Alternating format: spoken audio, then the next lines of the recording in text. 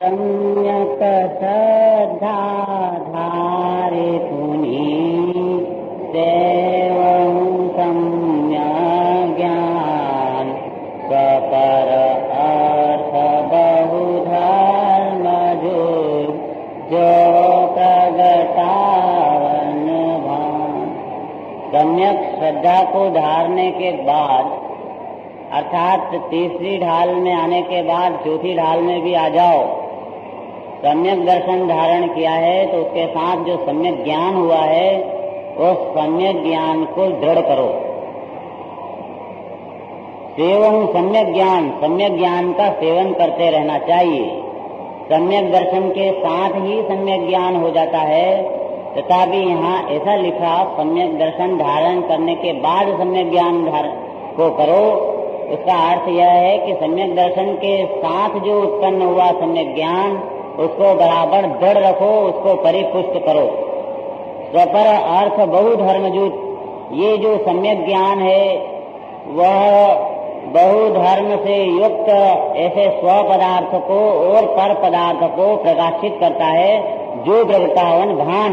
जिस प्रकार की सूर्य स्वयं सूर्य को प्रकाशित करता है और सूर्य पर द्रव्यों को भी प्रकाशित करता है। सूर्य को देखने के लिए कौन से सूर्य को लाना पड़ेगा?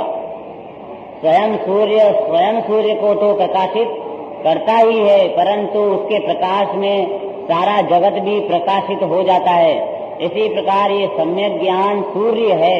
ये सूर्य में अपने अनंत गुणात्मक द्रव्य और गुण उसकी पर्याय, इनका और पर द्रव्य का भी अनंत गुण और उनकी अनंत पर्याय, उन सब को यह अच्छी तरह से जानता है, भेद कर करके जानता है। उसका नाम सम्यक ज्ञान है। सम्यक ज्ञान अपने को भी जानता है और पर को भी जानता है। पर को जानने से मिथ्या ज्ञान नहीं हो जाता, परंतु अपने को जानता हुआ पर को जाने तो मिथ्या ज्ञान नहीं होगा। अगर अकेला पर को ही जानता है और स्व को नहीं जानता तो ऐसा वो ज्ञान मिथ्या ज्ञान हो जाएगा, क्योंकि वो पर को भी पर रूप नहीं जान पाएगा। दूसरा खंड, सम्यक साथे ज्ञान होय पे भिन्न राधो लक्षण श्रद्धा जान दो में भेद बाधो। सम्यक कारण जान ज्ञान कारज है सोई योग पत होते हूँ प्रकाश दीपक ते होई। सम्यक दर्शन के साथ ही सम्यक ज्ञान भी उत्पन्न होता है। जहाँ स्वरूप की श्रद्धा हुई उसी ही काल में, समयांतर के बिना उसी काल में इसके एक ज्ञान भी निर्मल प्रकट होता है, जो अपने स्वभाव को और आनंद आदि ऐसे पर पर्यायों को जानता है। अपने को जाने वो स्व अनुभूति के काल में और आनंद को जाने वो पर, ऐसे स्व और पर का प्रकाशक ऐसा सम्यक ज्ञान का भी उदय होता है। सम्यक ज्ञान प्रमाण ज्ञान का उदय आत्मानुभूति से होता है। ऐसा वह ज्ञान सम्यक दर्शन के बिना उत्पन्न नहीं होता। सम्यक दर्शन से होता है ये वाली बात भी बताते हैं, लेकिन अभी यह कहना है कि सम्यक दर्शन और सम्यक ज्ञान दोनों साथ में होते हैं। मोक्ष मार्ग प्रकाशक में पहले ज्ञान फिर श्रद्धान और आचरण ऐसा आया है। ज्ञान श्रद्धान और आचरण, यहाँ पर कह रहे हैं कि दर्शन ज्ञान और आचरण। प्रवचनकार में भी ऐसा ही कहा कि जब तक जानेगा ही नहीं तो श्रद्धा किसकी करेगा। जाने बिना श्रद्धा करना गधे के सींग की श्रद्धा है। जब वस्तु हमारे ज्ञान में ही नहीं आएगी कि यह क्या है, तब उसमें यह प्रतीति करने वाली बात का प्रश्न पैदा कैसे होगा? पहले स्थान दिखेगा, स्थान देखने में आएगा तब तो मकान बनाएगा। जमीन पहले खरीदेगा उसके बाद मकान बनाएगा, ऐसे पहले आत्मा जानने में आए, स्थान दिखाई दे इसे, तो उसमें प्रतीति करेगा, अहम करेगा। इसलिए जाने बिना श्रद्धान हो सकता नहीं है। लेकिन यहाँ पर कहते हैं कि जाने बिना तो श्रद्धान नहीं होगा, लेकिन जब तक श्रद्धान नहीं हो जाएगा तब तक वो जो जाना था वो सम्यक नाम नहीं पाएगा। जानेगा उसके बाद ही आत्मा की प्रतीति होगी, परंतु आत्मा की प्रतीति जब होगी तब जो जाना था वो सम्यक नाम पाएगा। उसके पहले वो जो जानना हुआ था वो सब मिथ्या ज्ञान नाम पाएगा। जिस ज्ञान में अपनी सत्ता के दर्शन और उसके अनुभूति नहीं हुई, ज्ञान की पर्याय अनुभूति सम्यक ज्ञान, यह अनुभूति नहीं हुई, तब फिर उसको आत्मा की प्रतीति भी नहीं कही जाएगी, और आत्मा की प्रतीति नहीं होगी तो वह अनुभूति नहीं हुई है, इसलिए उसका ज्ञान भी सम्यक ज्ञान नाम नहीं पाएगा, वह ज्ञान मिथ्या ज्ञान हो जाएगा। इसलिए क्रम क्या बनेगा कि पहले ज्ञान, फिर सम्यक दर्शन, फिर सम्यक ज्ञान, फिर सम्यक चारित्र। ज्ञान श्रद्धान ज्ञान चारित्र। पहले ज्ञान होगा, स्वरूप का ज्ञान, वह हकीकत ज्ञान नहीं है। जैसे कि किसी ने कहा कि यह शक्कर मीठी होती है, तो शक्कर मीठी होती है ऐसा सुनकर ज्ञान हुआ, वह ज्ञान सच्चा है या खोटा है, लेकिन ऐसा ज्ञान हुए बिना वो चखता नहीं है। जो जिसको तुम खोटा कह रहे हो, शक्कर मीठी है ऐसा सुनकर ज्ञान करना और एक शक्कर चख कर के यह मीठी है ऐसा ज्ञान करना, दोनों में ज्ञान में कोई अंतर है? चख कर जो निर्णय करेगा कि मिठास मय या शक्कर है, वह ज्ञान इसका यथार्थ ज्ञान होगा, और किसी से सुनकर शक्कर मीठी है ये जो ज्ञान है वो अयथार्थ नाम पाएगा। लेकिन फिर भी जिसको शक्कर को मीठी है ऐसा चखना है, वह पहले सुनता है कि यह शक्कर मीठी होती है, तब तो चखता है। इसलिए पहले सुनने का ज्ञान हो, सुनकर ज्ञान हो, और फिर चख कर ज्ञान हो। तो यहाँ पर जो आत्मा का और सात तत्वों का जो ज्ञान किया, पहले सुनकर किया, फिर आत्मा के अनुभूति पूर्वक किया, तो आत्मा की अनुभूति सम्यक दर्शन के काल में हुई। सम्यक दर्शन हुआ, सम्यक दर्शन के साथ में सब आत्मा के आनंद का स्वाद आने से सब तत्वों का निर्णय हो गया, यथार्थ निर्णय हुआ, उसका नाम सम्यक ज्ञान है। इसलिए यहाँ पर सम्यक साथ ज्ञान हो, सम्यक दर्शन के साथ सम्यक ज्ञान होता है। तथापि भिन्न आराधो, तो भी ज्ञान को और सिद्धांत को भिन्न जानना चाहिए।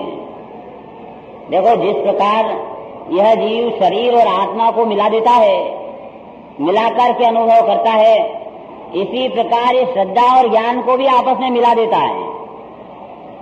इससे पूछते हैं कि सम्यक दर्शन क्या होता है, तो क्या आत्मा की अनुभूति। सम्यक ज्ञान क्या होता है, आत्मा की अनुभूति। सम्यक चारित्र क्या होता है, आत्मा की अनुभूति। सब में आत्मा की अनुभूति। अरे ऐसा नहीं है, सम्यक दर्शन अलग चीज है, सम्यक ज्ञान अलग चीज है, सम्यक चारित्र अलग चीज है। श्रद्धा का स्वरूप अलग समझ में आना चाहिए, ज्ञान का अलग आना चाहिए। श्रद्धा ज्ञान तथापि भिन्न आराधो, दो ही साथ में होते हैं, परंतु दोनों का स्वरूप बिल्कुल न्यारा न्यारा है। क्या न्यारा है वो बतलाते हैं। लक्षण श्रद्धा ज्ञान, श्रद्धा और ज्ञान उनके लक्षण है। अर्थात सम्यक दर्शन का लक्षण सम्यक श्रद्धा है, अर्थात प्रतीति लक्षण श्रद्धा का है, और ज्ञान यह लक्षण सम्यक ज्ञान का है। प्रतीति करना सम्यक दर्शन का काम, और यथार्थ जानना यह सम्यक ज्ञान का काम। श्रद्धा का लक्षण क्या है, सम्यक दर्शन का लक्षण क्या है, प्रतीति, और ज्ञान का लक्षण क्या है, जानना। एक का काम प्रतीति कहो कि मानना कहो, एक का काम है मानना और एक का काम है जानना। या एक का काम है विश्वास करना और एक का काम है उसके संबंध में जानना, जानकारी करना। ये दो गुण अलग अलग काम करते हैं। देखो, दुनिया में हम सब अनेक पदार्थों को देखते हैं। ये 5 बच्चे साथ में बैठे हुए हों, तो इन 5 बच्चों में से 5 को जानता है, 5 को जानता है, लेकिन उसमें से यह मेरा बच्चा है ऐसा उसको अपना मानता है। दोनों में फर्क पड़ा। कांच को जाना और कांच में से यह मेरा है ऐसा एक को अपना माना तो मानना भी चलता है और जानना भी चलता है। यह क्वालिटी दो प्रकार की अपने में धारावाहिक चलती है। यह जगत में भी, धन में, घर में, दुकान में हम जानने और मानने ही से काम किया करते हैं, जानते रहते हैं और मानते रहते हैं। यह मेरा ग्राहक है, यह मेरा ग्राहक नहीं है ऐसा मानते हैं, और दोनों ग्राहक हैं ऐसा जानते हैं। इसलिए अपनापन स्थापित करते हैं, वहां पर मानना होता है। और जहां पर अपनापन का संबंध नहीं है, जो जैसा है उसको वैसा जानते हैं, उसका नाम जानना होता है। लक्षण श्रद्धा जान, दोनों के लक्षण अलग अलग हैं। एक तो श्रद्धा जानो और एक ज्ञान जानो। दोनों में भेद अबाधो, यह दोनों में भेद अबाध रूप से है। दोनों का भेद बराबर निर्बाध है, कोई इसमें अड़चन आने वाली बात नहीं है। फिर भी जब दोनों साथ में होते हैं तब भी एक बड़े महत्व की बात है। साथ में होते हैं फिर भी भिन्न होते हैं, और फिर भी एक कारण होता है और एक कार्य होता है। सम्यक कारण जान, सम्यक दर्शन को कारण जानो और ज्ञान कार्य जो है सोई, लेकिन ज्ञान को कार्य जानो। सम्यक दर्शन, सम्यक ज्ञान एक काल में पैदा हुए या अलग अलग हुए? एक काल में हुए। इसमें सम्यक दर्शन को कारण मानो और सम्यक ज्ञान को कार्य मानो। कारण और कार्य का अंतर करो।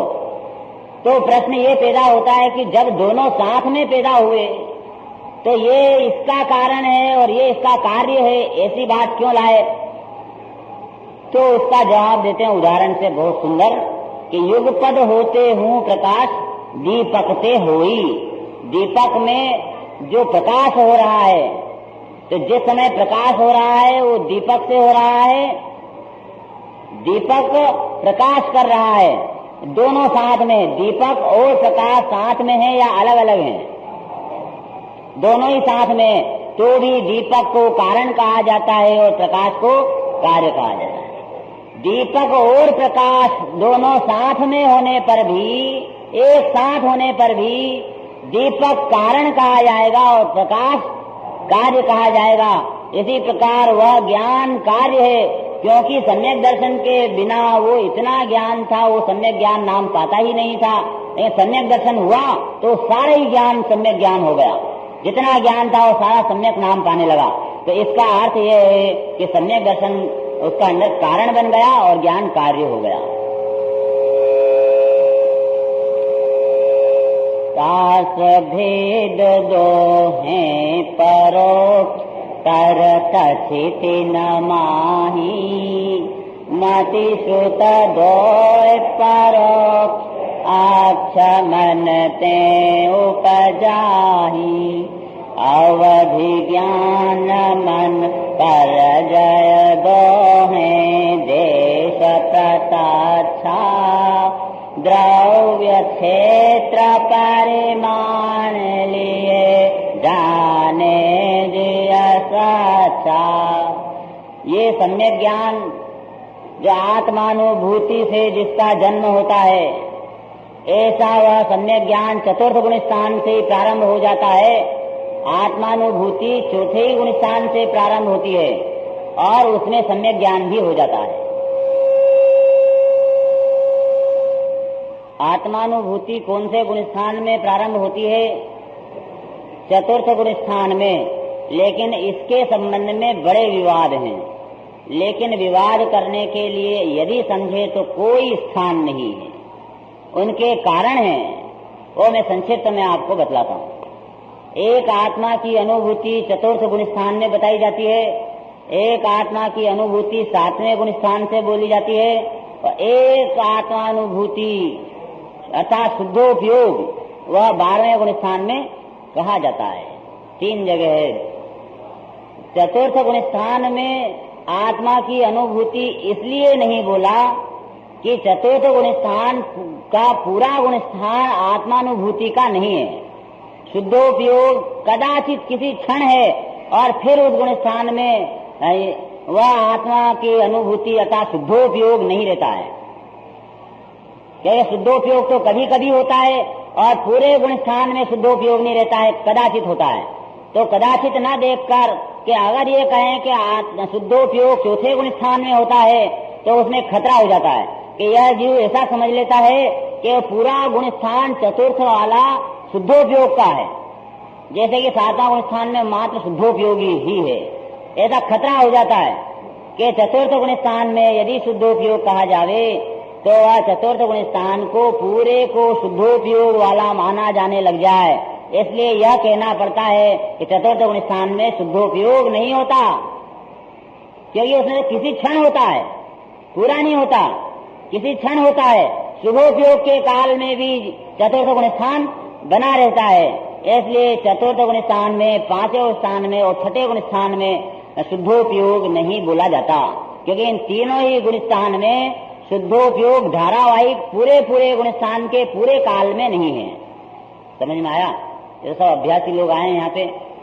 लेकिन सातवें गुण स्थान में शुद्धोपयोग बोला जाता है, वो इसलिए कि आत्मा में बुद्धि पूर्वक लीनता सातवें गुण स्थान में है और पूरे पूरे सातवें गुण स्थान में है कि आधे काल तो शुद्धोपयोग और आधे काल शुभोपयोग, ऐसा सातवां गुण स्थान नहीं होता। परिपूर्ण काल सातवें गुण स्थान का वह पूरा का पूरा ही शुद्धोपयोग का होता है, इसलिए शुद्धोपयोग सातवें गुण स्थान में कहते हैं।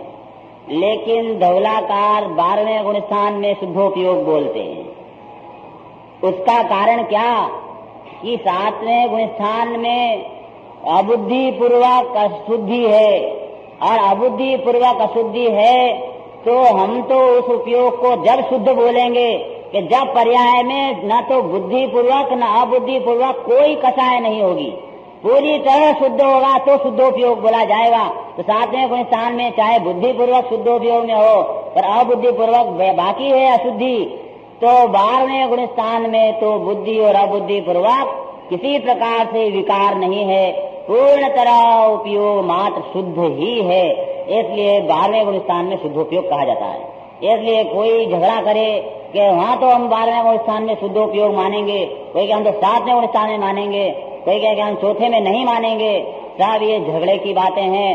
वास्तव में विचार करे, समझे तो कहीं भी कोई झगड़ा नहीं है। हर बात अपेक्षा से वर्णन है। चतुर्थ गुण स्थान में भी शुद्धोपयोग होता है। चतुर्थ गुण स्थान में पूरे में शुद्धोपयोग नहीं होता, पर चतुर्थ गुण स्थान का जन्म वह शुद्धोपयोग के काल में होता है, आत्मा की अनुभूति से होता है। ऐसा जो सम्यक ज्ञान अनुभूति में प्रकट होता है वह सम्यक ज्ञान 2 प्रकार का होता है। तास भेद 2 हैं। कौन कौन से? परोक्ष परतथि अर्थात परोक्ष और प्रत्यक्ष। परोक्ष परतथि अर्थात परोक्ष और प्रत्यक्ष, ये 5 ज्ञान है। उनमें 5 को 2 में बांट दिया। मति श्रुतावधि मन पर्य केवलानी ज्ञानम, उसमें आद्य परोक्षम और बाकी प्रत्यक्षम अन्यत। ये 5 ज्ञान है, मति ज्ञान, श्रुत ज्ञान, अवधि ज्ञान, मन पर्य ज्ञान और केवल ज्ञान। इनमें से शुरू के जो 2 ज्ञान है वे 2 ज्ञान परोक्ष ज्ञान है और बाकी के 3 ज्ञान है वो प्रत्यक्ष ज्ञान है। अब इसमें प्रश्न पैदा होते हैं कि 3 माही उनमें से मति श्रुत 2 परोक्ष, मति ज्ञान और श्रुत ज्ञान तो 2 परोक्ष हैं, परंतु क्यों है? क्योंकि अक्ष मन से उपजाई, क्योंकि वह इंद्रियों और मन के द्वारा उपजते हैं। मति ज्ञान और शुद्ध ज्ञान इंद्रियों और मन के द्वारा उत्पन्न होता है, इसलिए वह ज्ञान परोक्ष ज्ञान है। हमको कौन सा ज्ञान है? तुलसीराम जी साहब, दगला जी, मति ज्ञान और शुद्ध ज्ञान परोक्ष ज्ञान है कि प्रत्यक्ष ज्ञान है? परोक्ष ज्ञान है। परोक्ष ज्ञान क्यों है? क्योंकि यह ज्ञान में इंद्रिय और मन निमित्त होता है, इंद्रिय और मन निमित्त होता है। और अवधि ज्ञान, मन पर्य ज्ञान और केवल ज्ञान, अवधि मन पर्य ये 2 हैं देश प्रत्यक्ष, या देश प्रत्यक्ष ज्ञान है, देश प्रत्यक्ष और सकल प्रत्यक्ष। तो वह क्यों है? क्योंकि द्रव्य क्षेत्र परिमाण लिए जाने जी स्वच्छा, क्योंकि द्रव्य क्षेत्र काल और भाव की मर्यादा लिए हुए पदार्थों को प्रत्यक्ष स्पष्ट स्वच्छा मतलब विशद निर्मल पने से जानते हैं। बिना इंद्रिय और मन की आड़त दलाली के बिना जो ज्ञान डायरेक्ट काम करता है उसका नाम प्रत्यक्ष ज्ञान है। अवधि ज्ञान और मनःपर्य ज्ञान डायरेक्ट काम करते हैं, इंद्रिय और मन की जरूरत नहीं पड़ती, इसलिए प्रत्यक्ष है। जाति स्मरण ज्ञान तो ये तो श्रुत ज्ञान का भेद है, शुद्ध ज्ञान है, इसलिए परोक्ष ज्ञान है। मति ज्ञान का भेद है, इसलिए परोक्ष ज्ञान है। देखो ये जो 5 ज्ञान बताए, इसमें प्रत्यक्ष और परोक्ष के लिए 2 सूचना दी। प्रत्यक्ष और परोक्ष का निर्णय करने के लिए 2 तरह से कथन आते हैं। एक तो जो डायरेक्ट हो सो प्रत्यक्ष और इनडायरेक्ट हो सो परोक्ष। दूसरा, एक जो विशद हो अर्थात निर्मल हो तो प्रत्यक्ष और जो अविशद हो तो परोक्ष। 2 प्रकार की परिभाषा अब लगाना। मति ज्ञान और शुद्ध ज्ञान परोक्ष हैं या प्रत्यक्ष हैं, लेकिन इसे इन्हीं मति और शुद्ध ज्ञान को प्रत्यक्ष भी कहा है, शुद्ध ज्ञान को अनुभव प्रत्यक्ष भी कहा है, और भी स्वामी व्यावहारिक प्रत्यक्ष कहा है, और भी वास्तव में तो अलिंग ग्रहण के छठे बोल में तो जितना कोई ज्ञान होता है, चाहे मति ज्ञान हो चाहे शुद्ध ज्ञान हो, वह सब प्रत्यक्ष है, प्रत्यक्ष जानता है। क्योंकि आत्मा इंद्रियों और मन के द्वारा जानता ही नहीं है, वो तो निमित्त से कार्य होता ही नहीं है। इसलिए उपादान से देखो तो जितना ज्ञान हो रहा है उसके डायरेक्ट ही हो रहा है, इंद्रियों और मन से नहीं हो रहा है। इसलिए आत्मा प्रत्यक्ष ज्ञाता है, इसका जितना भी ज्ञान है सब प्रत्यक्ष है। एक तो यह अपेक्षा, और दूसरी कि जब आत्मा का अनुभव करने जाता है तो इंद्रिय और मन तो बाहर रह जाते हैं, इंद्रिय मन का अवलंबन छोड़कर उपयोग अंदर में जाता है, और यही मति शुद्ध ज्ञान है। तो इंद्रिय और मन से उपस्था था तो परोक्ष कहते थे, लेकिन ये ज्ञान तो इंद्रिय मन का अवलंबन छोड़कर आत्मा में लीन हो रहा है, इसलिए इस ज्ञान को प्रत्यक्ष कहना चाहिए। इसलिए आत्मा की अनुभूति डायरेक्ट अपना उपयोग में केंद्रित होकर करता है, इसलिए इस ज्ञान को प्रत्यक्ष कहते हैं। तो फिर प्रश्न होता है कि उमा स्वामी ने तत्वार्थ सूत्र में इसे डायरेक्ट परोक्ष कहा, उन्होंने तो ऐसा कोई प्रत्यक्ष और परोक्ष का भेद नहीं डाला। उन्होंने कहा आद्य परोक्षम, मति ज्ञान और शुद्ध ज्ञान जितना है वो सब परोक्ष ही कहलाएगा। तो फिर वो अपेक्षा कैसी? तो वो भी कारण है कि चाहे आत्मा की अनुभूति का हो चाहे हम डायरेक्ट जानते हो, लेकिन फिर भी परोक्ष ही है। क्यों? क्योंकि वह अविशद है, क्योंकि वह स्पष्ट जानने वाला नहीं है, स्पष्ट नहीं जानता। मति ज्ञान और शुद्ध ज्ञान वह स्पष्ट जानने में समर्थ नहीं है, इसलिए वह परोक्ष है। इसका कितने ही भेद प्रभेद हैं, परंतु इतना आपने संक्षिप्त में समझना है कि मति ज्ञान और शुद्ध ज्ञान 2 परोक्ष ज्ञान है, और अवधि ज्ञान और मनःपर्य ज्ञान एक देश प्रत्यक्ष है। क्यों प्रत्यक्ष हैं? क्योंकि वे स्वच्छ जानते हैं और डायरेक्ट जानते हैं। कितना जानते हैं? द्रव्य क्षेत्र काल और भाव की मर्यादा में जानते हैं।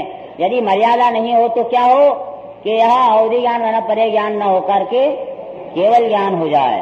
तो इसलिए केवल ज्ञान नहीं हो, इसलिए मर्यादा होना जरूरी है। तो मर्यादा में जानेंगे, प्रत्यक्ष स्पष्ट जानेंगे, लेकिन इसीलिए वे प्रत्यक्ष कहलाएंगे। हैं? केवल ज्ञान, हाँ, वो इसका तो स्वरूप तो इसमें आने वाला ना। देखो अवधि ज्ञान रूपी पदार्थ का विषय करेगा, और मनःपर्य ज्ञान मन में स्थित रूपी पदार्थों के चिंतन को पकड़ लेगा। क्योंकि जो तीर्थंकर के जीव जन्मते हैं तो अवधि ज्ञान सहित पैदा होते हैं, लेकिन मुनि दशा को जिस समय धारण करते हैं तो तत्काल उनके मनःपर्य ज्ञान भी पैदा हो जाता है। तो उन मनःपर्य में दूसरे के मन में क्या विचार चल रहे हैं वो पकड़ में आ जाते हैं, परंतु रूपी पदार्थ के संबंध में होना चाहिए। ज्ञान की अपरंपार ताकत है, और दूसरे के मन में क्या बात चल रही है वो बात बराबर स्पष्ट जानते हैं, स्पष्ट देख लेने, ऐसी इसकी शक्ति होती है। ये ज्ञान की ऐसी ताकत होती है। मर्यादा इतनी है कि वो कितने के यहाँ समेत शिखर में रहे हुए जीव के मन की बात जानेंगे, कि कलकत्ता तक के जीव के जानेंगे, कि भारतवर्ष में रहे हुए जीव के मन की बात जानेंगे, या पूरे मध्यलोक में रहे हुए जीव के मन की बात जानेंगे। ये मर्यादा है। ऐसा नहीं है कि 3 लोक के अंदर रहने वाले हर जीव के मन की बात जान सकेंगे, उसमें सब में मर्यादा। ऐसे क्षेत्र की मर्यादा, ऐसे काल की मर्यादा। कितने समय पहले तुम्हारे परिणाम हुए थे उतने को जानेंगे, एक दिन पहले आपने मन में क्या विचार किया था वो वाली बात जान लेंगे। लेकिन तुम 2 महीने पहले की बात पूछोगे तो हो सकता है उतना भी जान ले, किसी का विशाल ज्ञान हो, पर उसकी असीमितता नहीं है। अनंत अनंत काल पहले के मन की बात वे नहीं जान सकेंगे। ऐसे भविष्य के संबंध में, इसी प्रकार भाव के संबंध में सब में मर्यादा होती है। द्रव्य के सीमित द्रव्य, पुद्गल द्रव्य कहीं जानेंगे, दूसरे के मन में स्थित द्रव्यों कहीं जानेंगे। अरूपी द्रव्य आकाश काल का जीव का विचार करेगा, नहीं जानेंगे। ये द्रव्य की मर्यादा होगी। अब देखो जोरदार बात है केवल ज्ञान। इसमें एकदम ऐसी बात आते आते भेद प्रभेद चल रहे हैं, क्या इतना मजा आएगा इसमें। चौथी ढाल में इसकी सम्यक ज्ञान की महिमा का वर्णन करेंगे तो देखना है क्या चीज है सम्यक ज्ञान। अभी केवल ज्ञान बताते हैं। सकल द्रव्य के गुण अनंत पर जाय, अनंता जाने के काल प्रगट केवल भगवंता। ज्ञान समान आन जगत में सुख को कारण, एह परमामृत जन्म जरा मृत्यु रोग निवारण। केवल ज्ञान सकल प्रत्यक्ष है, पूर्ण प्रत्यक्ष ज्ञान है, क्योंकि इस जगत में रहने वाले किसी भी द्रव्य को, उसके गुणों को, उनकी पर्यायों को जानने से छूटता नहीं है।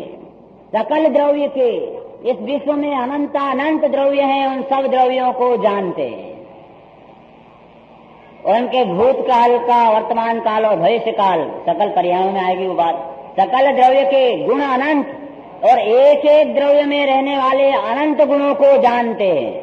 देखो भगवान की दिव्य ध्वनि आत्मा में रहने वाले अनंत गुणों का वर्णन ना कर सके, दिव्य ध्वनि एक द्रव्य में रहने वाले अनंत गुणों का वर्णन न कर सके, लेकिन वो दिव्य ध्वनि के करने वाले ऐसे केवल ज्ञानी अपने केवल ज्ञान में एक द्रव्य के अनंत गुण नहीं, अभी तो सारे जगत के रहने वाले अनंत द्रव्यों के एक एक द्रव्य में रहने वाले अनंत अनंत गुणों को सबको जानते हैं।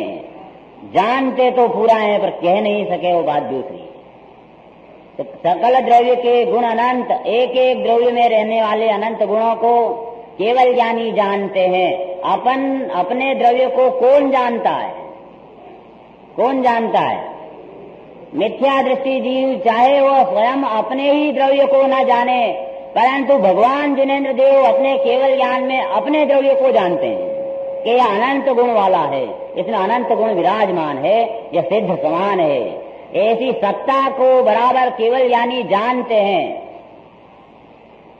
पर्याय अनंता, अनंती पर्याय, जो एक समय में एक गुण की एक पर्याय, तो अनंत गुणों की कितनी पर्याय होगी एक समय में? अनंती पर्याय, एक द्रव्य की अनंत पर्याय। तो ऐसी वह पर्याय एक समय की, तो भूतकाल में अनादिकाल की पर्याय और अनंत काल की भी समस्त पर्याय जो कि अनंत अनंत हर क्षण क्षण में होती थी, उनको भी वे प्रत्यक्ष जानते हैं, स्पष्ट जानते हैं, विशद अने निर्मल जानते हैं। ऐसा केवल ज्ञान अद्भुत ज्ञान चमत्कार है। केवल ज्ञान चैतन्य का चमत्कार है। ऐसा चमत्कार कि उसकी एक किरण में सारा विश्व प्रतिबिंबित होने लग जाता है। जगत का जो सूर्य होता है, ये सूर्य तो भारत में प्रकाश करता तो अमेरिका में अंधकार हो जाता है, और अमेरिका में जाता है तो भारत में अंधेरा हो जाता है। लेकिन केवल ज्ञान का सूर्य कैसा कि जो तीनों लोकों में, ऊर्ध्वलोक, मध्यलोक, पाताल लोक और अनंत आकाश, अलोकाकाश, उन सबको और उनमें रहने वाले द्रव्यों को, उनके गुणों को, उन पर्यायों को किसी को भी जानने से चूकता नहीं है। सब उनके ज्ञान में प्रतिबिंबित होते हैं। क्या कहते हैं कि ये जो केवल ज्ञान में जो लोग प्रतिबिंबित होता है, ऐसा प्रतिबिंबित होता है हस्तामलकवत, हाथ में रखे हुए आंवले की भांति, ऐसा जान ले। और ऐसा ये केवल ज्ञान की ऐसी ताकत है कि ऐसा जो विश्व, उस विश्व जैसे अनंत विश्व भी आ जाए तो वो उन सबको भी जान ले, तो भी वो केवल ज्ञान पूरा न हो। इतनी शक्ति सामर्थ्यशाली एक ज्ञान की किरण होती है, एक ज्ञान की पर्याय की पूर्ण विकसित दशा इतनी सामर्थ्यशाली होती है, तो इसका ज्ञान गुण कैसा होगा?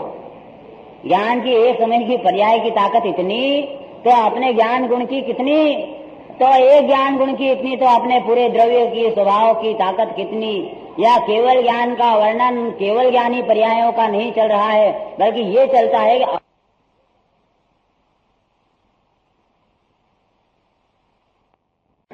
जिनवर कथित तत्वाभ्यास करीजे, संशय विभ्रम मोह त्याग आपो लख लीजे।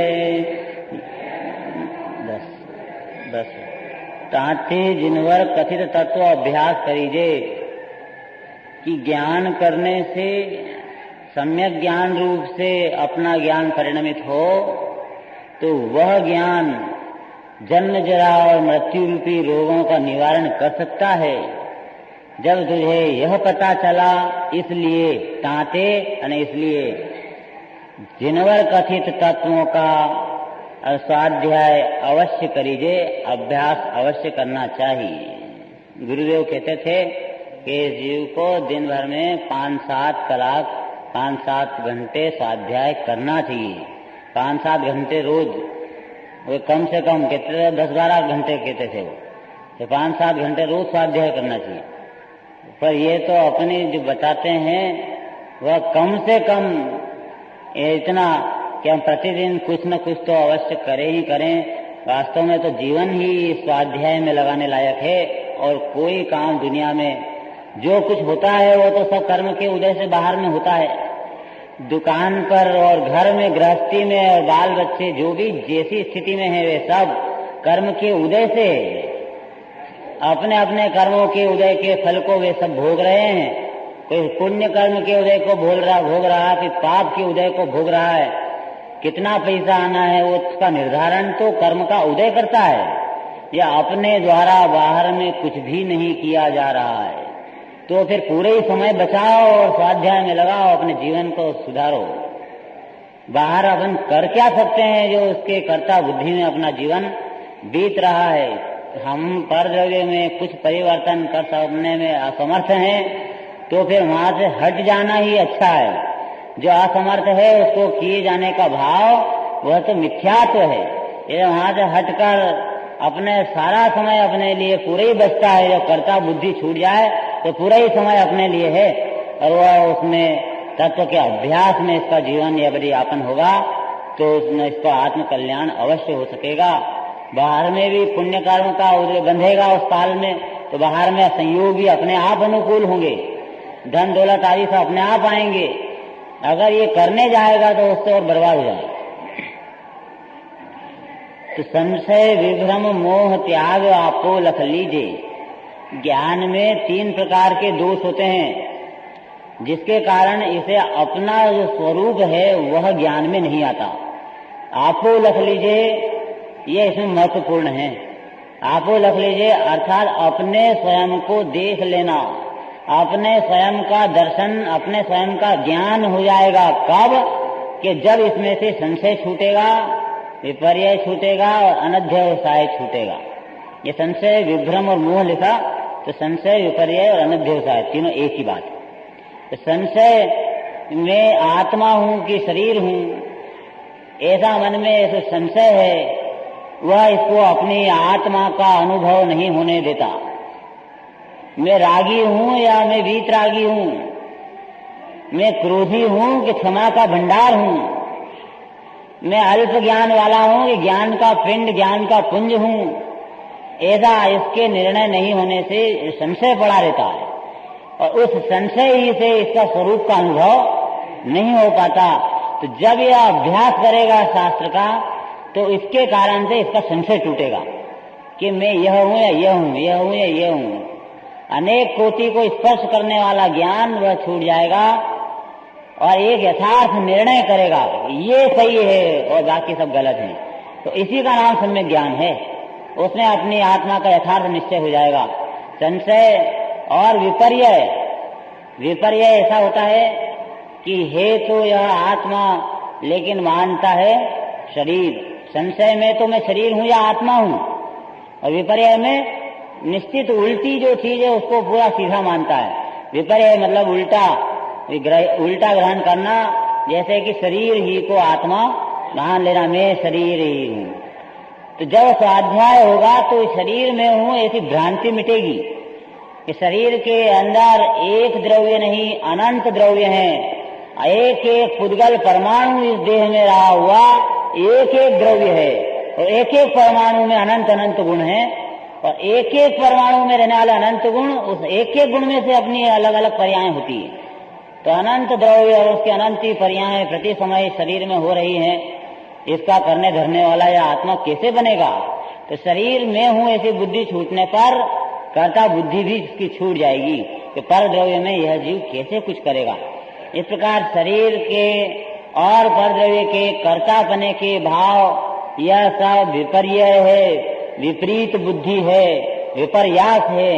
ऐसा यह भाव मैं कर द्रव्य का करता हूँ और भोगता हूँ, और रागादि करने से मुझे सुख होता है, और मोक्ष का उपाय जो संवर निर्जरा है इसमें क्या धरा है। ऐसे विपर्य के जो भाव हैं वो सब नष्ट होते हैं। जैसे ही विपर्य समाप्त होता है आत्मा का यथार्थ निर्णय होता है। आप वो लिख लीजिए, अपनी पर्याय में से संशय निकालो, विपर्य निकालो, और अनध्योसाय यानी ये मोह जिसको कहते हैं अनिर्णित ज्ञान, अनिर्णित ज्ञान होता है उसको यह मोह को अनध्योसाय का एक ही बात। अनिर्णित ज्ञान क्या होता है कि ये मैं आत्मा हूँ या शरीर हूँ, इससे मेरे क्या करना धरना। छोड़ा ना ये बात, अपने को तो खाओ पियो और मजा करो, फालतू बातों के चक्कर में मत पड़ो। शरीर है तो वह शरीर होगा, आत्मा तो आत्मा होगा, आपने क्या करना है। ऐसा जिसको संशय, जिसको अनध्योसाय है, जिसके ज्ञान में निर्णय करने का दम नहीं है, वह यही सोचकर छोड़ देता है कि अपने क्या, अपने बस की बात नहीं है। उसका अनिर्णित रूप ज्ञान रहता है, वह अनध्योसाय यदि अपनी आत्मा के स्वरूप को ग्रहण नहीं करने देता। यदि इसलिए इसके ज्ञान में रहने वाले बड़े बड़े 3 दोष हैं। ये 3 ही दोष इसके सम्यक दर्शन, सम्यक ज्ञान रूप से इसके ज्ञान को नहीं होने देते। कौन कौन से हैं वे 3 दोष? संशय, विभ्रम और मोह। तो दूसरे शब्दों में क्या कहा? संशय, विपर्य और अनध्योसाय। ये छूटते ही क्या होता है? आप लख लीजिए, आत्मा का दर्शन हो जाता है। अर्थात इसको ये बताया कि स्वाध्याय करना बेकार नहीं जाएगा। ये कथित तत्व अभ्यास करीजिए, अभ्यास करना जरा बेकार नहीं जाएगा। क्यों?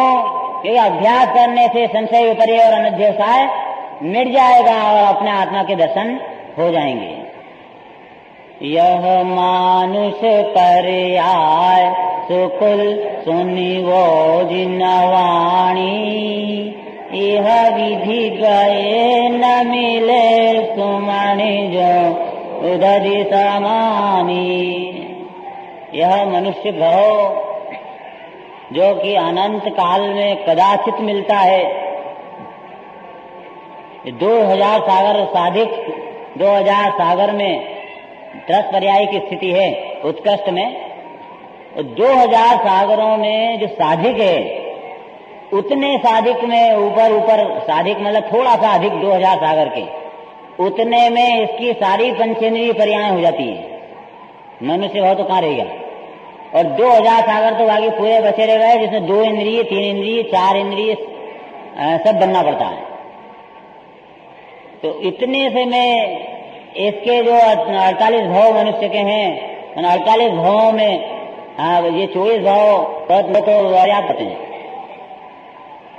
8, 8, 16, 8 पुरुष के, 8 स्त्री के और 8 नपुंसक के, ये उत्कृष्ट बता रहे हैं।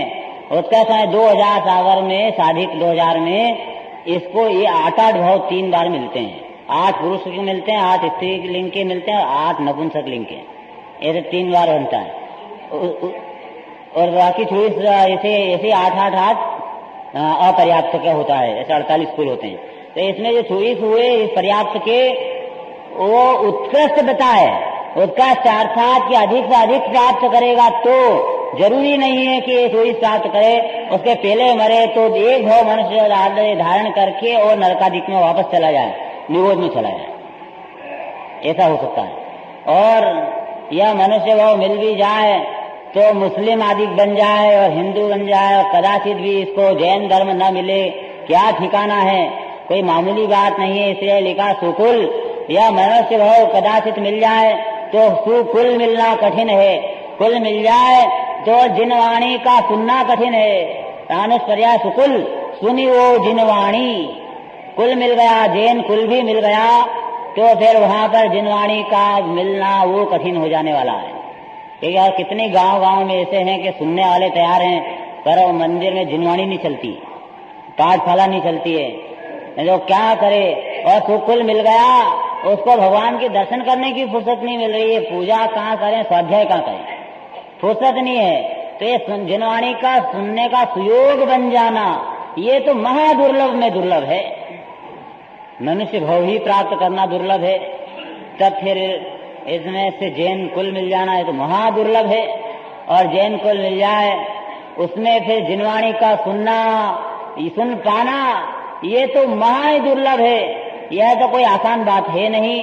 तो ये जो मौके मिल गए, इन मौके ये यह विधि गए न मिले। अगर इसी प्रकार तो दिन भर जैसा अपना खो रहा है कि थोड़ा सुबह उठे, थोड़ा सा जरा दर्शन कराए, दुकान पे बैठे और रात तक बैठे रहे और फिर सुबह उठ के फिर दुकान पे चले गए, तो यह विधि गए। अगर ऐसा करा तो ये तो सब तेरे मिले मिलाए छूट जाएंगे। ये विधि गए ना मिले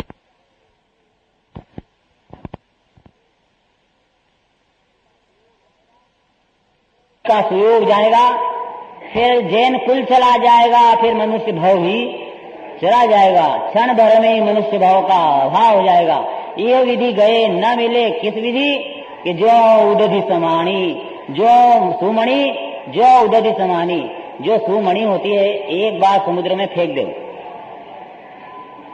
तो उसके बाद के याद आए कि मेरी मणि कहाँ है, मेरी गलती से मैंने फेंक दी, अब कहाँ है, और उसको समुद्र में से वो मणि को निकाले तो कहाँ हाथ लगने वाली। ऐसे मनुष्य भाव चला गया, फेंक दिया, फालतू खो दिया, फिर इस मनुष्य भाव को ढूंढना जाएगा तो यह मनुष्य भाव मिलने वाला नहीं। यह विधि सुमणि जो उदधि समानी, जिस प्रकार उदधि में समुद्र में वो सुमणि समा जाती है और मिलना कठिन हो जाता है, उस प्रकार ये मनुष्य भाव भी मिलना इस जीव के लिए कठिन हो जाएगा। कि अपने पास एक आदमी के पास 4 हीरे थे, रात में किसी ने दिए और बीच में मिल गए कौवे, तो इसने जेब में से निकाल के उसको उड़ाने में उनको फेंक दिए। अब फेंक दिए, उसके बाद घर पर गया और वहां जाके देखा और उन्होंने कहा कि मैंने तेरे को 4 दिए थे ना हीरे, लेकिन मैंने तो कौवे उड़ाने में फेंक दी। क्या अबे मूर्ख, अब जिंदगी भर तेरे भूखा मरना पड़ेगा, देख तेरी दरिद्रता को, देख तो क्या होता है। ऐसे ये एक एक हीरा है मनुष्य भाव, ये हीरा है उसमें जैन कुल, ये हीरा मिला और उसमें जिनवाणी सुनने का सुयोग, यह हीरा मिला और भाई विषय प्रयोग था और अपना उपयोग इसमें मन लगने लगा जिनवाणी सुनने में, एक ये भी एक हीरा है। ये 4 मिल गए, फिर भी इसने संशय विपर्य अनध्य साय को नहीं छोड़ा, तो फिर ये साया आगे ये वापिस से हीरे मिलने वाले नहीं है। अनंत काल इसका दुख और दारिद्र्य में चला जाएगा। इसलिए बड़ी अच्छी चेतावनी यहाँ पर दी गई है कि चेतावनी इसमें लिखा, यदि अवसर चूका तो भव पछताएगा, फिर काल अनंत अरे दुख का घन छाएगा। यह नर भव कठिन महा किस गति में जाएगा, नर भव पाया भी तो जीना श्रुत ना पाएगा। अनगिनती जन्मों में अनगिनती कल्पों में कितने भव बीत चुके, संकल्प विकल्पों में जीव कब तक उलझेगा संसार विकल्पों में। कितने भव बीत चुके संकल्प विकल्पों में। हो गया छंद पूरा। सातवां छंद दे, सम्यक ज्ञान की महिमा। धन समाज गज बाज राज तो काज न आवे, ज्ञान आपको रूप भये फिर अचल रहावे। काश ज्ञान को कारण सतर विवेक बकानो, कोटि उपाय बनाए भव्यता को और आनो। धन समाज या धन तो यहीं रह जाने वाला है, धन कुछ भी काम नहीं आने वाला है। इस जीव की जो दौड़ है वह कहाँ तक, धन तक। इसने इस रुपये में क्या कैसा सुख समझ लिया है कि इसके मन में एक ही बात पड़ी रहती है कि चारों तरफ से उड़कर नोट मेरे पास आ जाएं। यहाँ कह रहे हैं कि ये सारा धन तेरे पास आ जाए तो भी यह तेरे कुछ काम न आए। पहली बात तो उसका आना अपने अधीन ही नहीं है और उसके लाने का विकल्प जाल में फंस मरेगा। लेकिन कदाचित आ गया तो भी कुछ आत्मा का उसमें कल्याण होने वाला नहीं है। उसमें कोई अतीन्द्रिय ज्ञान आ रहा हो कि अतीन्द्रिय आनंद आ रहा हो या कोई धन में कोई शक्ति नहीं है। ये तो धन में तो अतीन्द्रिय ज्ञान आनंद वाली बात तो छोड़ दो, पर इंद्रिय सुख भी धन से नहीं आ सकता है कि धन बहुत होने से इंद्रियों में पाप का उदय हो तो धन क्या करेगा, भोग ही नहीं सकता है। पांचों इंद्रियां पांचों उंगलियां घी में हो लेकिन मुंह में एक बूंद घी खा सकता नहीं है। डॉक्टर ने मना कर दिया घी खा नहीं सकता, शक्कर नहीं खा सकता है। अब क्या करें, और ज्यादा करोगे तो कि नमक भी बंद, रूखा सूखा खाओ। और करोड़पति करोड़ों रुपया पावर सूखी रोटी खा रहा है, आंखों से आंसू गिर रहे हैं। क्या रे मैं क्या करूं ये रुपया, अरे धन दौलत है, इसमें कोई सुख इंद्रिय सुख ही नहीं दे सकता है। ये तो पुण्य का योग होता है जो सब बनाव बनते हैं। लेकिन अगर पाप का उदय हो, ऐसा कहते हैं देव यदि अनुकूल न हो, पुण्य देव माने पुण्य यदि अनुकूल न हो तो इस मनुष्य को समुद्र में भी प्यासा रहना पड़ता है। मनुष्य या समुद्र में ही चला जाए तो भी वहाँ प्यासा मर जाए। ऐसे कितने ही सब संयोग हो और कुछ नहीं कर सकता है, ये पाप का उदय ऐसा होता है। इसलिए ये धनादिक के अधीन रहकर अपने को यह समझना कि इससे मेरा उद्धार हो जाएगा, कल्याण हो जाएगा, यह धन कमाते कमाते सुखी हो जाऊंगा। अरे कितने दिन सुखी हो जाएगा, आज का से साथ कल का जानवर बन जाता है, क्या ठिकाना है।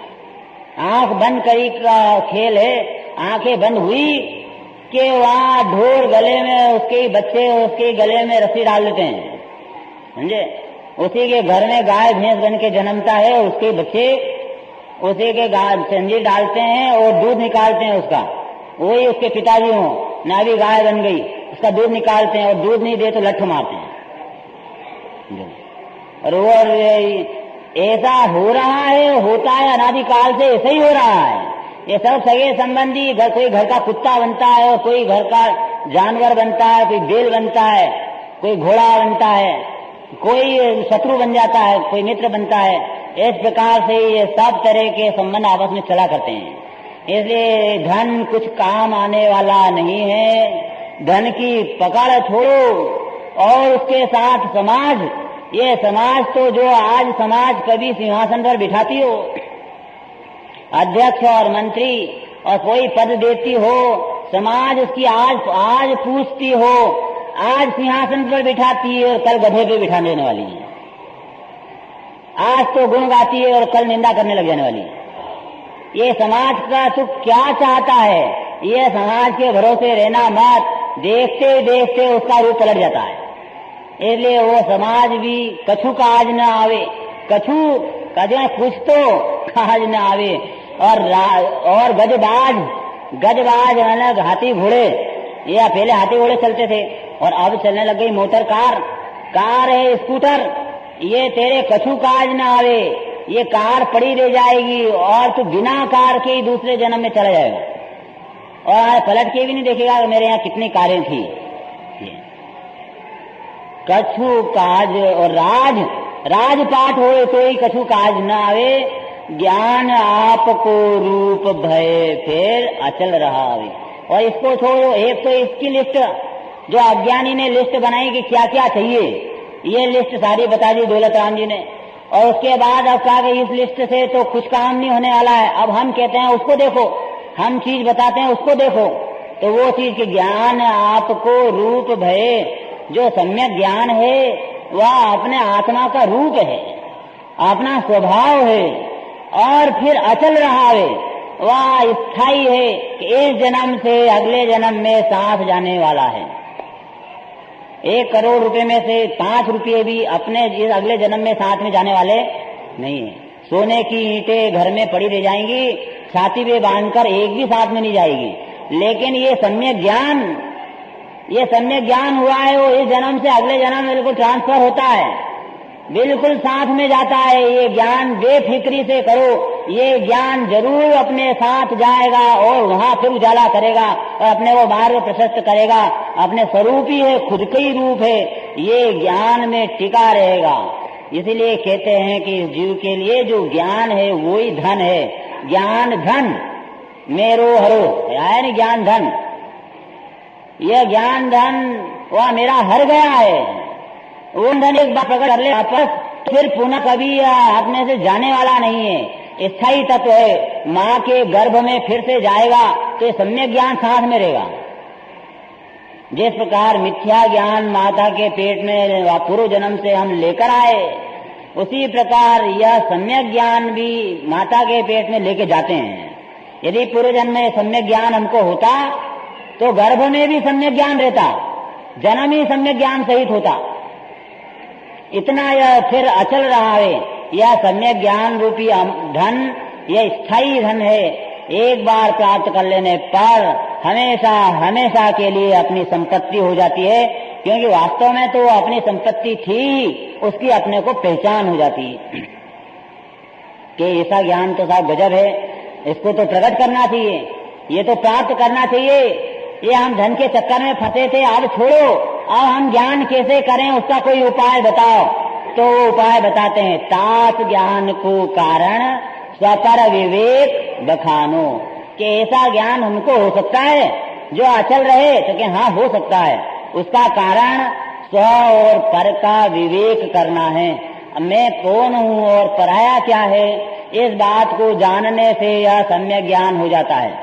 जो जिनवाणी है अपनी स्तुति बोलते हैं, आपा पर भास वेकु भानुसी बखानी है। अपने और पराये का ज्ञान कराने के लिए यह जिनवाणी सूर्य के समान कही है। और जब यह अपना और पराया ज्ञान इसको होने लगेगा, मेरा क्या है और पराया क्या है, मैं कौन हूँ, ये शरीर मैं हूँ या शरीर पराया है, ऐसा जब ज्ञान होगा तो इसको सम्यक ज्ञान हो जाएगा। अर्थात भेद विज्ञान सम्यक ज्ञान रूप, भेद विज्ञान सम्यक ज्ञान का कारण है। इसलिए भेद विज्ञान के बल से इस सम्यक ज्ञान रूपी रत्न को प्राप्त किया जा सकता है। इसलिए यह सम्यक ज्ञान कोई स्पेशल जीवों की चीज नहीं है कि बड़े कोई बहुत सूक्ष्म वाले होंगे उनको होगा। अरे यह सम्यक ज्ञान तो पशु को हो सकता है, अल्प से अल्प ज्ञान मनुष्य भाव में हो उसको भी सम्यक ज्ञान हो सकता है। यह उसको अपना और पराया करना याद होना चाहिए। एक माता जी उसने कहा कि अपना क्या है और पराया क्या है, 7 तत्वों के नाम क्या हैं, ये हमको कुछ याद नहीं रहते हैं। हमारा ज्ञान का क्षेत्रफल इतना कम है कि हमको कुछ याद ही नहीं रहता, हम क्या करें। तो उससे पूछा कि तुम्हारे कितने लड़के हैं, तो कि 7 लड़के हैं।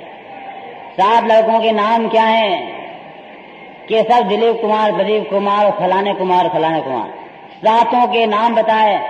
और 7 के शादियां हो गई, तो के 4 की हो गई, 3 की बाकी।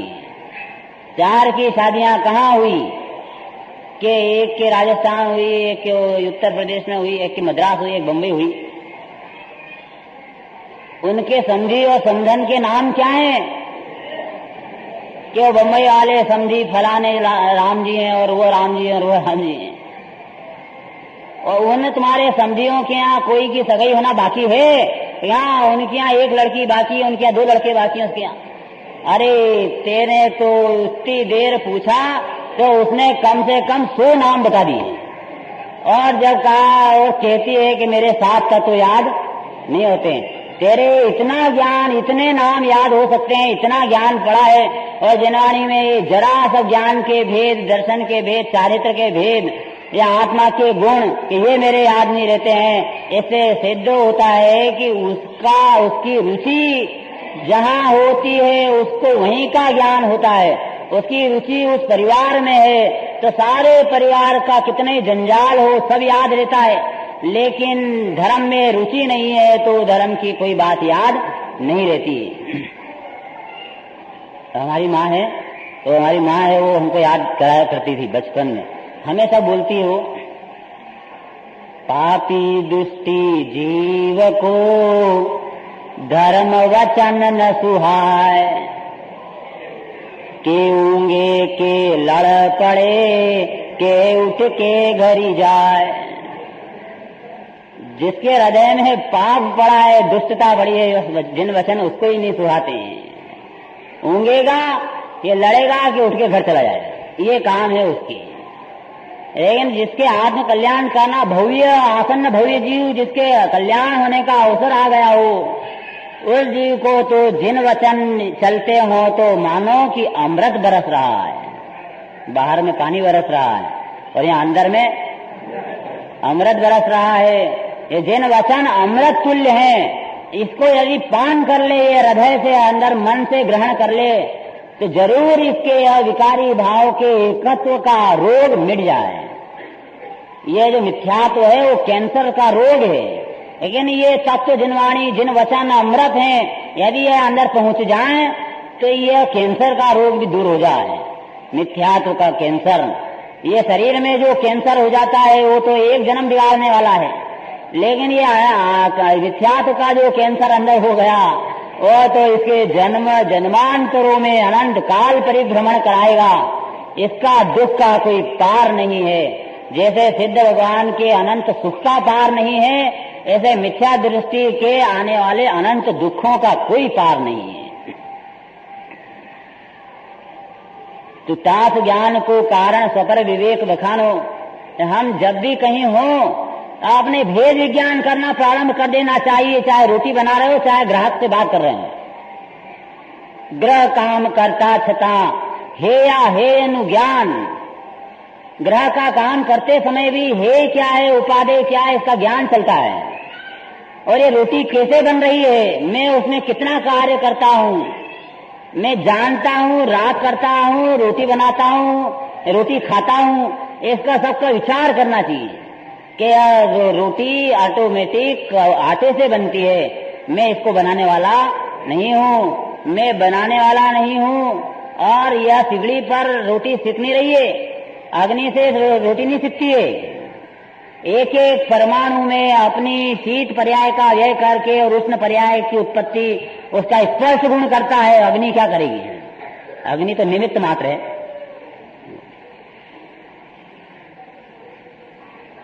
और ये जो रोटी दांत से चबाता है, दाढ़ से, वो भ्रम है। दाढ़ से रोटी नहीं पकती है।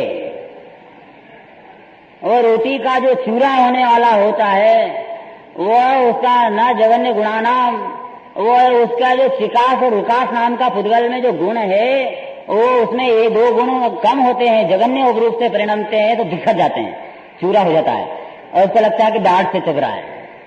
ये काम सब ऑटोमेटिक हो रहे हैं। यदि ये जानना समझ में आ जाए इसको कि एक एक परमाणु स्वतंत्र है, किसी परमाणु के कार्य को कोई दूसरा परमाणु नहीं कर सकता, तो मैं आत्मा इस परमाणु पुद्गल का कैसे कर सकूंगा?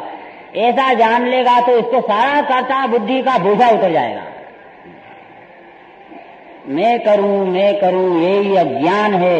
सकटनो भार जेम शांताने, जैसे कुत्ता होता है वह बैलगाड़ी के नीचे चलता है और बैलगाड़ी जो चलती है और बैलगाड़ी जो चलती है और बैलगाड़ी जो चलती है और बैलगाड़ी जो चलती है और बैलगाड़ी जो चलती है और बैलगाड़ी जो चलती है और बैलगाड़ी जो चलती